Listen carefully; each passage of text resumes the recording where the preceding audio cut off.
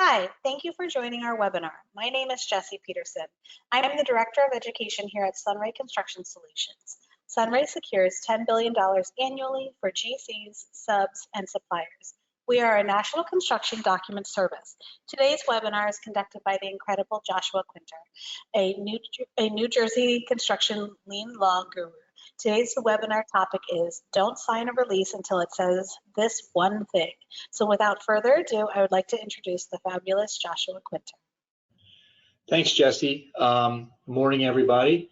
I'm going to cover lien releases this morning, and the title, Don't Sign a Release Until It Says This One Thing, as you might imagine, a little bit designed to be a little bit catchy, and there is one thing that I think we can narrow it down to, but as you might imagine, it's a little more nuanced than one thing. So without further ado, let me jump into it here.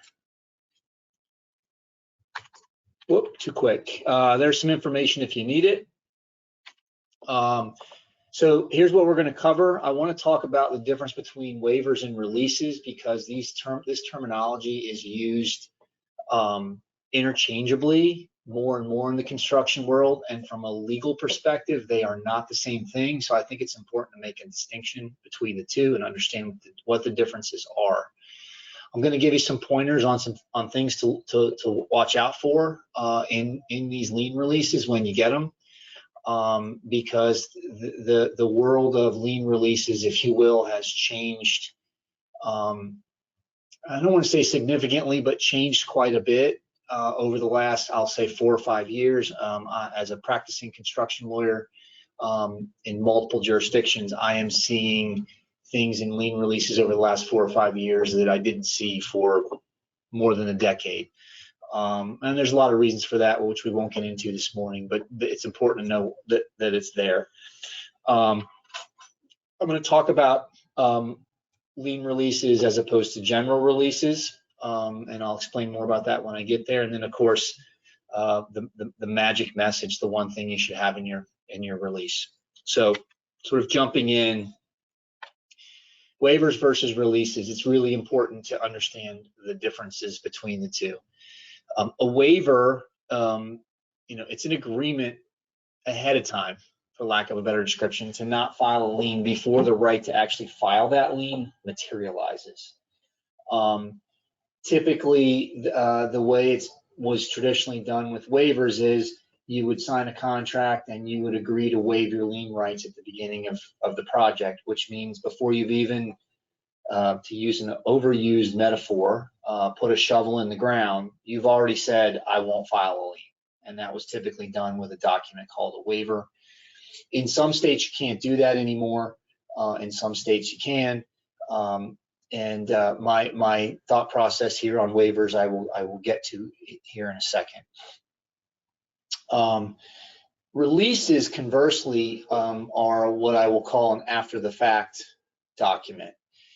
That is a promise that you will not file a lien that materializes after you've already provided your labor and material, right? So the event that would trigger the lien has already occurred, as opposed to a waiver where the event that would trigger the lien has not yet occurred. And with releases, typically to make them effective, as with any kind of release, by the way, not just releases of liens, some form of consideration is usually required in order to make them legally enforceable. And I raise this as sort of a quick aside because I have been involved in multiple disputes in different jurisdictions, including New Jersey, where a lien release is signed, it is submitted, and the payment that's associated with that lien release never comes. And the argument in that instance is, well, yeah, you have a lien release, but the consideration that is required for the release of that lien was never provided. Therefore, the release is not effective. It's not enforceable. And depending on the wording in the release, I've seen judges, believe it or not, go both ways on that. So some of them will enforce the release and others won't. So that's sort of a little preview of, what's the one thing to make sure you have in your release. But hold that thought for a few minutes. And then the last point here, and the last bullet point, as a general matter of practice, do not waive or release, so neither one, the right to file a lien unless consideration is provided, right? So I'll give you a sort of a large overview. In some states, Pennsylvania being one of the other jurisdictions I practice in, is an example of this. You can do a waiver, but the state requires now, as of the last 2 or 3 years, for the consideration to be provided under the mechanics lien statute. And it basically says the only way you can require a contractor or a supplier, whatever it might be, to waive their lien rights is by putting a bond on the project. So there's a built-in piece of consideration for waivers. Releases, it's very easy. Set your release up so that it's exchanged for payment, and we'll talk a little bit about language, which is sort of the magic language referred to in the title of the presentation, as I said, in a few minutes. So what are some of the things that we want to sort of look out for? What are the problems that can come up? Obviously, we just talked about the differences between waivers and releases. One of the things that you want to keep an eye out for is a document that has, almost all these documents have titles on them, right? At the top of the page, right in the middle, the proper label for these is release of construction lien, as it would be in New Jersey. But so often now they say waiver and release of lien, or of construction lien, or some terminology similar to that. Now, as a general proposition, if you see the word waiver in the title and it's nowhere else and the concepts of waiver are not in there, the truth of the matter is you're probably going to be okay. But at the end of the day, my philosophy is that superfluous language, which is inapplicable, does nothing but cause confusion. So my suggestion to people is, where you see that phraseology, which is becoming more commonplace, waiver and release of lien, if it's truly just a release, strike out waiver and. Do not leave it as waiver and release, because it just causes confusion, and they are categorically, I know some people may argue I'm putting too fine of a point on it, but they are categorically different legal mechanisms. And if you've already done the work, the argument is the waiver does not apply any longer. So why are we talking about waiver of anything? What we're really talking about here is you want me to release my right to lien, and then the question, or the conversation from that point becomes, well, what's the consideration for me to release my lien? I shouldn't have to release it if I don't get paid. And I frame it up that way for this reason, because it's very hard to argue with the proposition that I should release anything if you haven't paid me.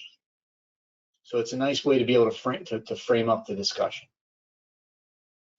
Another thing to sort of keep an eye on that I'm seeing in increasing levels, alarming is probably too strong a word for it, but it is of great concern, and you should definitely be on the lookout for this. A lot more in these lien release documents.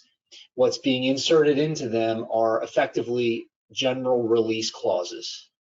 They're the kind of clauses that you would see at the end of a lawsuit when a case gets settled, or in some other setting where what you're basically releasing is not just things related to payment, not just lien claims. They're basically saying, when we pay you this check on this interim payment, you release any claim that you ever had against us from beginning of time to the point you sign this release. Because of the way it's worded, what they're really telling you is you no longer have, if it ever existed, a defect claim. You no longer have a site condition claim. You no longer have a delay claim. You no longer can protect yourself if you get sued for personal injury. That's what you're really saying. You're releasing not just the right to file a lien, if it's worded in general release language, you're releasing everything else. That's not a good idea. because they're certainly not paying you enough to do that. And generally speaking, you know, payment issues are about leverage, right? And if you have a situation, for example, where you've been significantly delayed on your work on the project, that's a piece of leverage, because that delay equates to dollars, and the dollars are leverage, particularly in an instance where they haven't paid you just for the contract work, let alone the delay related claims for increased overhead, you know, all that kind of stuff. So be on the lookout for that. And if you're not sure, have somebody that knows what they're looking at, look at your lien release and make sure it's not a general release.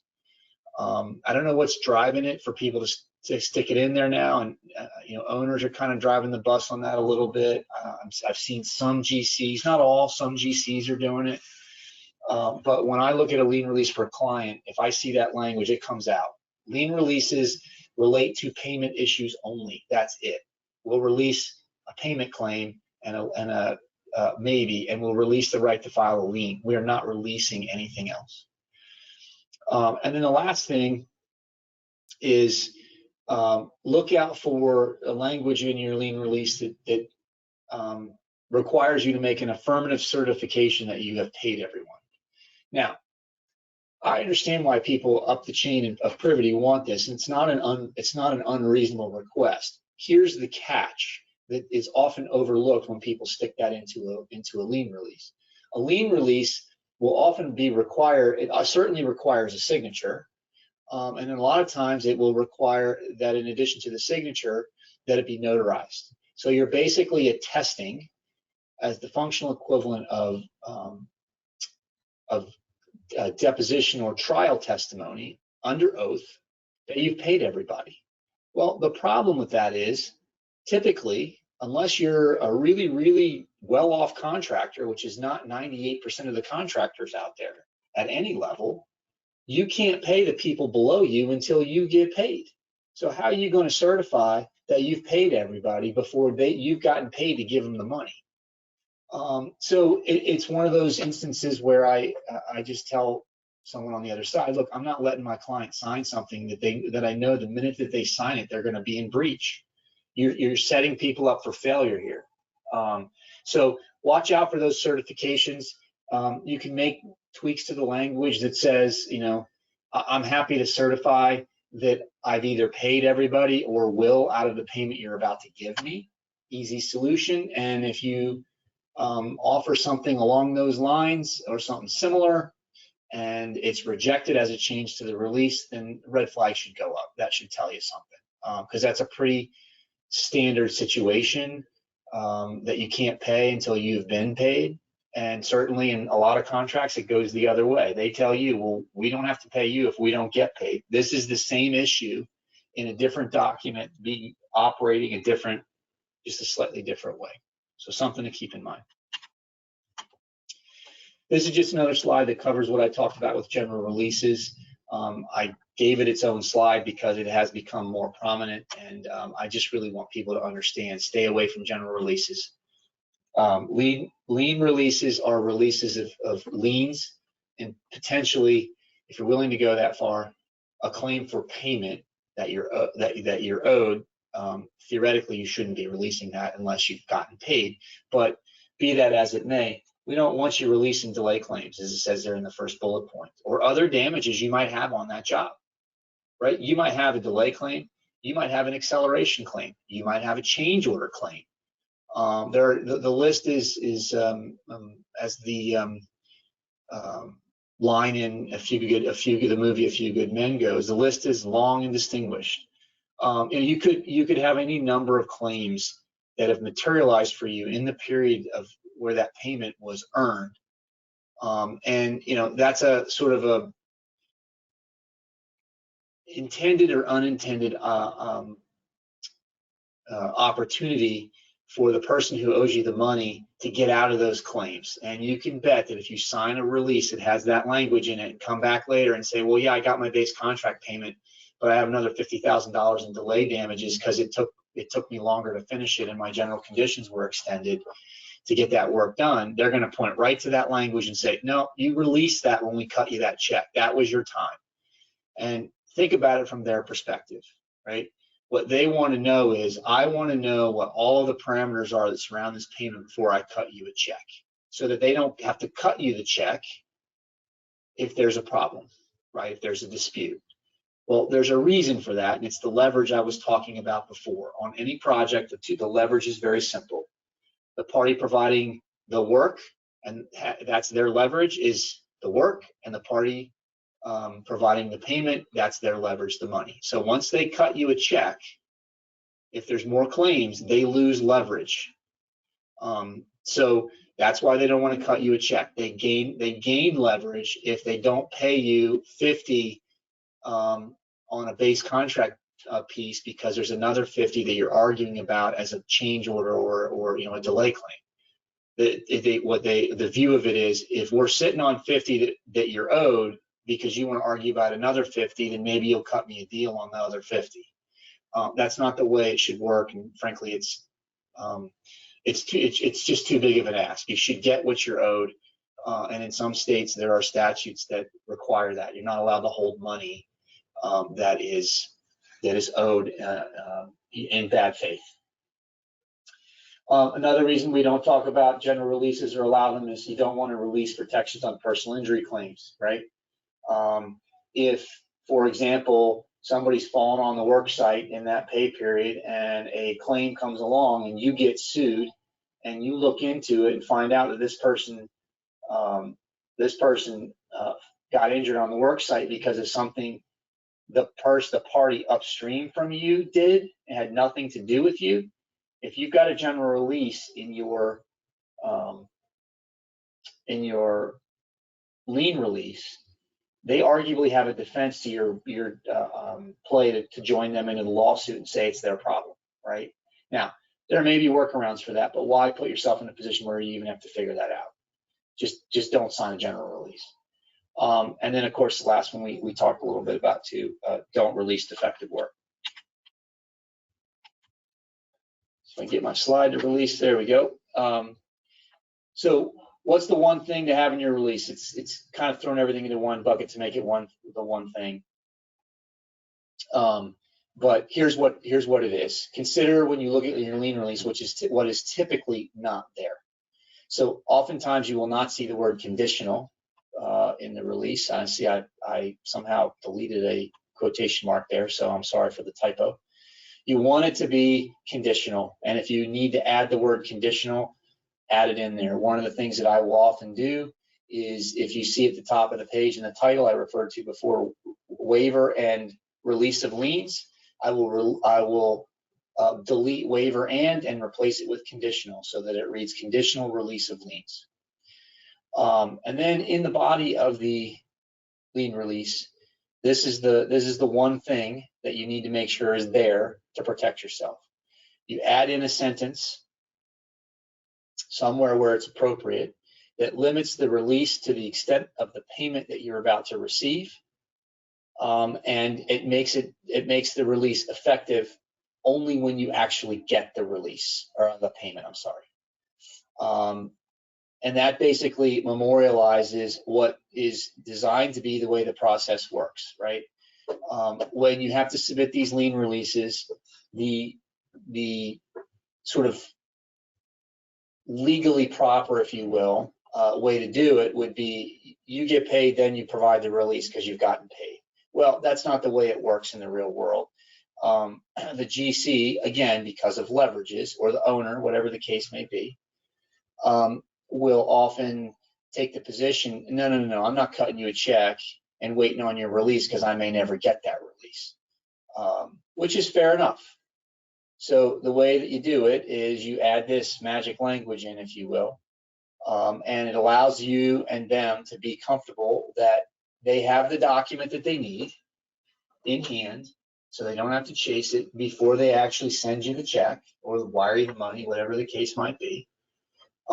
But the person providing the release also has assurances, because it says it right in the release.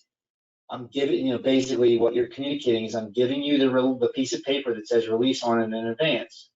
but this release is not effective until I actually get the money. That's the one thing. Make sure you have a sentence in there that says, the scope of the release is limited to the extent of the payment and is effective only upon actual receipt of the payment.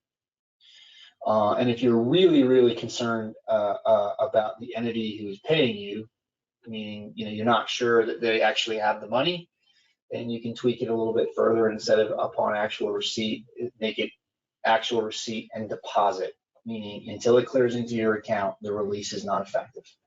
Because if you're dealing with a very sophisticated party on the other side who knows they don't have the money, they'll be okay with actual receipt because you have actual receipt of a check.